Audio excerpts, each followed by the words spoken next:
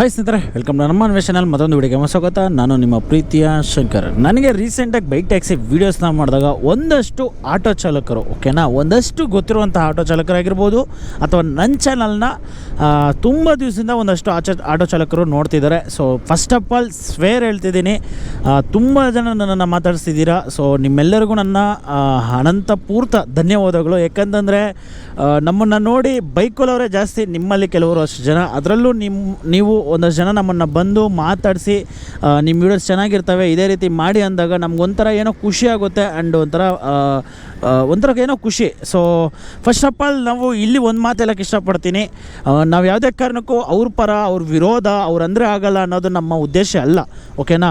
So ಒಂದಷ್ಟು ಜನ ನನಗೆ ಈಗ ಈ ಬೈಕ್ ಟ್ಯಾಕ್ಸಿ ವೀಡಿಯೋಗಳನ್ನ ಮಾಡಿದಾಗ, ಈ ಬೈಕ್ ಟ್ಯಾಕ್ಸಿ ಬಗ್ಗೆ ಅಪ್ಡೇಟ್ಸ್ನ ಕೊಟ್ಟಾಗ ಒಂದಷ್ಟು ಜನ ಪ್ರಶ್ನೆಗಳು ಮಾಡಿದ್ದಾರೆ, ಒಂದಷ್ಟು ಜನ. ಸೊ ಅದಕ್ಕೋಸ್ಕರ ಆ ಪ್ರಶ್ನೆಗಳಿಗೆ ಉತ್ತರ ಮಾಡ್ಕೊಂಡು ಹೋಗ್ತೀನಿ. ಆ್ಯಂಡ್ ನೆಕ್ಸ್ಟ್ ಇನ್ನೊಂದು ಏನಂತಂದರೆ, ಈ ಬೈಕ್ ಟ್ಯಾಕ್ಸಿ ರೈಡರ್ಸು ಕೂಡ ಒಂದಷ್ಟು ವಿಚಾರಗಳನ್ನ ಈ ವಿಡಿಯೋ ಮುಖಾಂತರವಾಗಿ ತಿಳ್ಕೊಳ್ಳೋಕೆ ಇಷ್ಟಪಡಿ. ಸೊ ಮೊದಲನೇದಾಗಿ ಇನ್ನೂ ನಮ್ಮ ಚಾನಲ್ನ ಯಾರೆಲ್ಲ ಸಬ್ಸ್ಕ್ರೈಬ್ ಮಾಡ್ಕೋದಿರ ನೋಡ್ತಿದ್ದೀರಾ, ದಯವಿಟ್ಟು ಸಬ್ಸ್ಕ್ರೈಬ್ ಮಾಡಿಕೊಂಡು ಬೆಲ್ಲೈಕನ್ನ ಕ್ಲಿಕ್ ಮಾಡ್ಕೊಳ್ಳಿ. ಅದೇ ರೀತಿ ಬೈಕ್ ಟ್ಯಾಕ್ಸಿ ಬಗ್ಗೆ ನಿಮಗೆ ಏನಾದರೂ ಹೆಚ್ಚಿನ ಮಾಹಿತಿ ಅಥವಾ ಹೆಚ್ಚಿನ ಡೀಟೇಲ್ಸ್ ಅಥವಾ ಇನ್ನೂ ಏನಾದರೂ ಶೇರ್ ಮಾಡ್ಕೊಳ್ಳೋಂಥದ್ದು ಇದ್ದರೆ ದಯವಿಟ್ಟು ಕಮೆಂಟ್ ಬಾಕ್ಸಲ್ಲಿ ಬರೆದಾಕಿ. ಇದು ನಮ್ಮ ಅನಿಸಿಕೆನ ನಾವು ವಿಡಿಯೋ ಮಾಡಿರ್ತೀವಿ. ನಿಮ್ಮ ಅನಿಸಿಕೆಗಳನ್ನ ನೀವು ಕಮೆಂಟ್ ಬಾಕ್ಸಲ್ಲಿ ಕಮೆಂಟ್ನ ಬರೆಯುವಂತಹ ಸ್ವತಂತ್ರ ನಿಮಗಿದೆ. ಆ ಒಂದು ಕಮೆಂಟ್ಸ್ನ ನೋಡಿ ಓದ್ಕೊಳ್ಳೋರ್ಗೇನು ತಿಳ್ಕೊತಾರೆ ನಿಮ್ಮ ಅನಿಸಿಕೆಗಳನ್ನ. ಸೊ ಮೊದಲನೇದಾಗಿ ಒಂದಷ್ಟು ಆಟೋ ಚಾಲಕರು ನನಗೆ ಪ್ರಶ್ನೆ ಮಾಡಿರೋದು ಅನ್ನೋದಕ್ಕಿಂತ ಪಾಯಿಂಟ್ಸ್ನ ಕೊಟ್ಟಿರೋದು ಏನಂತಂದರೆ, ನೀವು ಬೈಕ್ ಟ್ಯಾಕ್ಸಿ ಮಾಡಿ, ಆದರೆ ನಾವು ಬೇಡ ಅನ್ನಲ್ಲ, ಆದರೆ ಬೈಕ್ ಟ್ಯಾಕ್ಸಿ ಅನ್ನೋದನ್ನು ಒಂದು ಕಂಪ್ಲೀಟಾಗಿ ಅದಕ್ಕೆ ಆದಂಥ ರೂಲ್ಸ್ ಆ್ಯಂಡ್ ರೆಗ್ಯುಲೇಷನ್ಸ್ನ ಮಾಡಿಕೊಂಡು ಮಾಡಿ ಅಂತ ಹೇಳಿರೋವಂಥದ್ದು. ಸೊ ಮೊದಲನೇದಾಗಿ ಈ ಪಾಯಿಂಟ್ನ ನಾವು ಒಪ್ಕೊತೀವಿ, ಕರೆಕ್ಟ್, ನೀವು ಹೇಳೋದು ನಿಜಾನೇ. ಆ್ಯಂಡ್ ಈ ಒಂದು ಪಾಯಿಂಟ್ಗೆ, ಈ ವಿಚಾರಕ್ಕೆ ನಾವು ಎಷ್ಟೋ ದಿನಗಳಿಂದ ನಾವು ಕೂಡ ಹೋರಾಡ್ತಿದ್ದೀವಿ. ಸೊ ಇದಕ್ಕೆ ಫಸ್ಟ್ ಆಫ್ ಆಲ್ ನಿಮಗೆಲ್ಲ ಗೊತ್ತಿಲ್ವೋ, ಬೆಂಗಳೂರು ಬೈಕ್ ಟ್ಯಾಕ್ಸಿ ಅಸೋಸಿಯೇಷನ್ ಅಂತ ಒಂದಿದೆ. ಸೊ ಆ ಒಂದು ಅಸೋಸಿಯೇಷನಲ್ಲಿ ಶಿವಣ್ಣ ಅಂತ ಒಬ್ಬರಿದ್ದಾರೆ. ಸೊ ಸುಮಾರು ಜನಕ್ಕೆ ಗೊತ್ತಿರ್ತದೆ, ಕೆಲವ್ರು ಗೊತ್ತಿರಲ್ಲ. ಸೊ ಮೊದಲನೇದಾಗಿ ಈ ಒಂದು ಟಾಪಿಕ್ನ ಪಾಯಿಂಟ್ ಔಟ್ ಮಾಡಿದ್ದೆ ಅವರು. ನನಗೆ ಗೊತ್ತಿರೋ ಪ್ರಕಾರ, ನನ್ನ ಉದ್ದೇಶಕ್ಕೆ, ನಾನು ನೋಡಿರೋ ಪ್ರಕಾರ ಅವರೇನೆ ನನ್ನ ತುಂಬ ದಿನಗಳಿಂದನೇ ಬೈಕ್ ಟ್ಯಾಕ್ಸಿಗೆ ಈ ಥರ ನಿಯಮಾವಳಿಗಳು ಬರಬೇಕು ಅಂತ ಫಸ್ಟ್ ಆಫ್ ಆಲ್ ಮಾಡಿದ್ದೆ ಅವರು. ಏನಕ್ಕೆ ಅಂತಂದರೆ, ಈ ವಿಡಿಯೋ ನೋಡ್ತಿರೋರು ಅವ್ರಿಗೆ ಶೇರ್ ಮಾಡಿ ಈ ವಿಡಿಯೋನ. ನಾನಂತೂ ಶೇರ್ ಮಾಡಲ್ಲ, ಬಿಕಾಸ್ ನಾನೇ ಶೇರ್ ಮಾಡಿದ್ರೆ ಅದೊಂಥರ ಆಗುತ್ತೆ. ಸೊ ಬಿಕಾಸ್ ಏನಕ್ಕೆ ಅಂತಂದರೆ, ಅವ್ರಿಗೆ ಗೊತ್ತಿತ್ತು ಬೈಕ್ ಟ್ಯಾಕ್ಸಿ ಮುಂದಿನ ದಿನಗಳಲ್ಲಿ ಬಂದರೂ ಕೂಡ ನಿಯಮಾವಳಿಗಳು ಬರಬೇಕು ಅನ್ನೋದು. ಯಾಕಂತಂದರೆ ನಿಯಮಾವಳಿಗಳು ಬಂದಿಲ್ಲ ಅಂತಂದರೆ ಈ ಕಂಪ್ನಿಯವರು ನಮ್ಮನ್ನು ತುಂಬ ಇದು ಮಾಡ್ಕೊಂಡ್ಬಿಡ್ತಾರೆ. ಓಪನ್ ಆಗಿ ಹೇಳಬೇಕು ಅಂದರೆ, ಈಗ ಏನು ಆಟೋದವ್ರಿಗೆ ಬಂದಿದೆ ಒಂದಷ್ಟು ಕೆಲವೊಂದು ಪರಿಸ್ಥಿತಿ ಏನೇ ಇದೆ, ಆ ಪರಿಸ್ಥಿತಿ ಮುಂದಿನ ದಿನಗಳಲ್ಲಿ ನಮಗೂ ಬರಬಹುದು. ಸೊ ಇಲ್ಲಿ ಯಾರೂ ಸ್ವತಂತ್ರವಾಗಿ ಇದು ಕನ್ಫರ್ಮ್ ಇದೆ, ಲೈಫ್ ಲಾಂಗ್ ಇರುತ್ತೆ ಅಂತ ಹೇಳೋಕ್ಕಾಗಲ್ಲ. ಇವಾಗ ಆಟೋದವರು ನೆಕ್ಸ್ಟ್ ಬೈಕ್ ಟ್ಯಾಕ್ಸಿ, ಅದಾದ್ಮೇಲೆ ಇನ್ನೊಂದು ಬರಬಹುದು. ಸೊ ಫಸ್ಟ್ ಆಫ್ ಆಲ್ ಆಟೋದವ್ರು ಏನು ಹೇಳ್ತಿದ್ದಾರೆ, ಒಂದಷ್ಟು ಜನ ನಮ್ಗೆ ಹೆಂಗೆ ರೂಲ್ಸ್ ಆ್ಯಂಡ್ ರೆಗ್ಯುಲೇಷನ್ಸು, ಯೂನಿಫಾರ್ಮ್ ಆಗಿರ್ಬೋದು, ಮತ್ತು ಎಲ್ಲೋ ಬೋರ್ಡ್ ಆಗಿರ್ಬೋದು, ಅದಾದಮೇಲೆ ಲೈಕ್ ಏನೇನು ಅವ್ರು ಮಾಡ್ತಾರೆ, ರೋಡ್ ಟ್ಯಾಕ್ಸ್ ಆಲ್ಮೋಸ್ಟ್ ಎಲ್ರಿಗೂ ಇದಾಗುತ್ತೆ, ಪರ್ಮಿಟ್ ಆಗಿರ್ಬೋದು. ಸೊ ಕೆಲವೊಂದು ಈ ಥರ ಏನಿದೆ ಅದನ್ನು ನೀವು ಕೂಡ ಮಾಡಿಸ್ಕೊಳ್ಳಿ, ನಿಮಗೂ ಫ್ಯೂಚರಲ್ಲಿ ಒಳ್ಳೆಯದು. ಸೊ ಇವಾಗ ಯಾರು ಪ್ರಶ್ನೆ ಮಾಡ್ತಿದ್ದಾರೆ, ಮುಂದಿನ ದಿನಗಳಲ್ಲಿ ಯಾರು ನಿಮ್ಮನ್ನು ಪ್ರಶ್ನೆ ಮಾಡೋಂಗಿರಲ್ಲ ಅಂತ ಒಂದಷ್ಟು ಜನ ಸಜೆಷನ್ಸ್ನ ಕೊಟ್ಟಿದ್ದೀರಾ, ಅದು ನಿಜಾನೇ. ಸೊ ಫಸ್ಟ್ ಆಫ್ ಆಲ್ ಅವ್ರಿಗೆ ಥ್ಯಾಂಕ್ಸ್ ಹೇಳ್ಬಿಟ್ಟು, ನಮ್ಮ ರೈಡರ್ಸ್ ತಿಳ್ಕೊಳ್ಳಿ, ಈಗ ಬೈಕ್ ಟ್ಯಾಕ್ಸಿ ಬಂದಿದೆ, ಬೈಕ್ ಟ್ಯಾಕ್ಸಿ ನಡೆಸ್ತಿದ್ದಾರೆ, ಬೈಕ್ ಟ್ಯಾಕ್ಸಿ ಪ್ರೆಸೆಂಟ್ ನಡೀತಾ ಇದೆ, ನನಗೇನು ದುಡ್ಕೊಂಡು ತಿನ್ಕೊಂಡು ಇದ್ಬಿಡೋಣ ಆರಾಮಾಗಿ ಅಂತ ಒಂದಷ್ಟು ಜನ ತಲೆಯಲ್ಲಿ ಇಟ್ಕೊಂಡಿದ್ದೀರ. ನೆನಪಲ್ಲಿ ಇಟ್ಕೊಳ್ಳಿ, ಇದು ಮುಂದಿನ ದಿನಗಳಲ್ಲಿ ಮತ್ತೆ ಇಂಪ್ಯಾಕ್ಟ್ ಆಗುತ್ತೆ. ದಯವಿಟ್ಟು ಪ್ರತಿಯೊಬ್ಬರ ಹತ್ರ ನಾನು ರಿಕ್ವೆಸ್ಟ್ ಮಾಡ್ಕೊಳ್ಳೋದೇನಂತಂದರೆ, ನಮ್ಮ ಸರ್ಕಾರಕ್ಕೆ ನಾವು ಒತ್ತಡ ಹಾಕೋದಕ್ಕಿಂತ ನಮ್ಮ ಸರ್ಕಾರದ ಹತ್ರ ನಾವು ಕೇಳ್ಕೊಬೇಕು. ಸರ್, ನಮಗೆ ಈ ಥರ ಎಲ್ಲೋ ಬೋರ್ಡು, ಯೂನಿಫಾರ್ಮು, ಅದ್ರ ಜೊತೆಗೆ ಒಂದಷ್ಟು ಕಂಡೀಷನ್ಸು, ಸೊ ಮಾಡಿಬಿಟ್ಟು ನಮಗೆ ಕೊಡಿ ಅಂತ ಕೇಳಬೇಕು ನಾವು. ಏನಕ್ಕಂತಂದರೆ ನಾಳೆ ನಮ್ಮನ್ನು ಯಾರೂ ಪ್ರಶ್ನೆ ಮಾಡೋಂಗಿರಲ್ಲ. ಇವಾಗ ಒಂದಷ್ಟು ನಮಗೇನು ಪ್ರಶ್ನೆಗಳು ಬರ್ತಿದೆ, ಅದ್ರ ಜೊತೆಗೆ ಇನ್ನೂ ಒಂದಷ್ಟು ಬರ್ತವೆ ಮುಂದಿನ ದಿನಗಳಲ್ಲಿ. ಆವಾಗ ನಾವು ಸ್ವತಂತ್ರವಾಗಿ ನಮ್ಮ ಪಾಡಿಗೆ ನಾವು ಕೆಲಸ ಮಾಡಬೇಕು. ಅಥವಾ ಒಬ್ಬರು ಬಂದು ನಮ್ಮನ್ನು ಪಾಯಿಂಟ್ ಮಾಡಬಾರ್ದು. ಯಾರಾದರೂ ಬಂದು ಏನೋ ಮಾಡ್ತಿದ್ಯಾ ಅಂತ ಯಾರೂ ನಮ್ಮನ್ನು ಕೇಳಬಾರ್ದು. ನಮ್ಮ ಸ್ವತಂತ್ರವಾಗಿ ನಾವು ಕೆಲಸ ಮಾಡಬೇಕು ಅಂತಂದರೆ ರೂಲ್ಸ್ ಆ್ಯಂಡ್ ಕಂಡೀಷನ್ಸ್ ಅನ್ನೋದು ಬರಲೇಬೇಕು. ಒಂದಷ್ಟು ಜನ ಅನ್ಕೊಬೋದು, ಸರಿ ಬ್ರೋ ಏನಕ್ಕೆ ಬ್ರೋ ನೀನು ಹಿಂಗೆ ಮಾತಾಡ್ತಿದ್ಯಾ, ಬೈಕ್ ಟ್ಯಾಕ್ಸಿ ಹಿಂಗೆ ಚೆನ್ನಾಗಿರ್ತದಲ್ಲ, ವೈಟ್ ಬೋರ್ಡಲ್ಲೇ ಚೆನ್ನಾಗಿರ್ತದಲ್ಲ, ವೈಟ್ ಬೋರ್ಡಲ್ಲೇ ನಡೀಲಿ.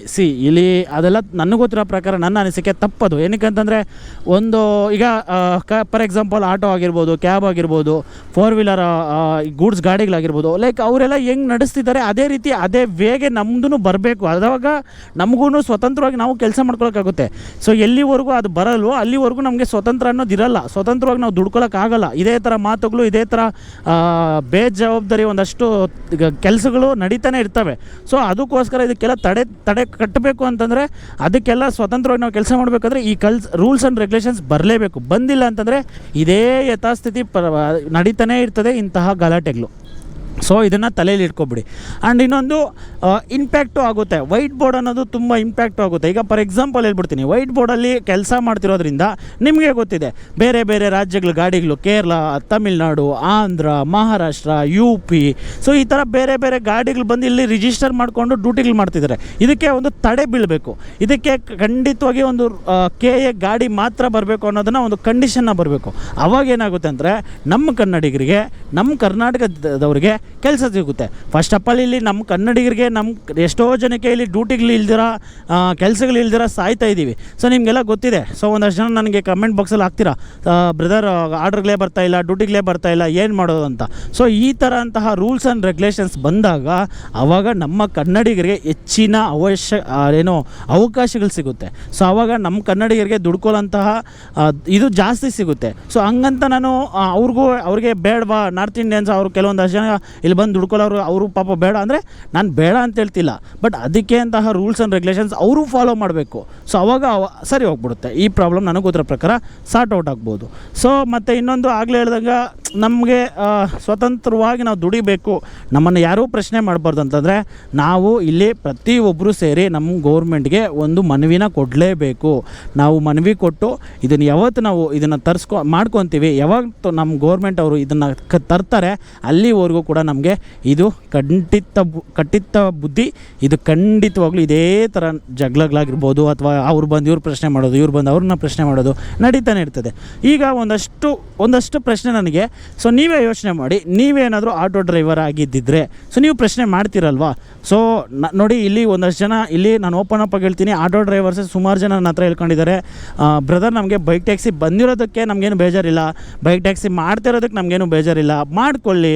ಆದರೆ ಬೇರೆ ಬೇರೆ ರಾಜ್ಯಗಳಿಂದ ಬಂದು ಇಲ್ಲಿ ನಮ್ಮ ಮುಂದೆ ದುಡಿತಾ ಇದ್ದಾಗ ನಮಗೆ ಹೊಟ್ಟೆ ಉರಿತದೆ, ನಮಗೆ ಬೇಜಾರಾಗ್ತದೆ. ನಮ್ಮ ಕನ್ನಡಿಗರು, ನಮ್ಮವರು ದುಡಿತಾ ಇದ್ದರೆ ನಮಗೇನು ಅನಿಸಲ್ಲ. ಸೊ ನಮ್ಮವ್ರು ದುಡ್ಕೊಳ್ಳಿ.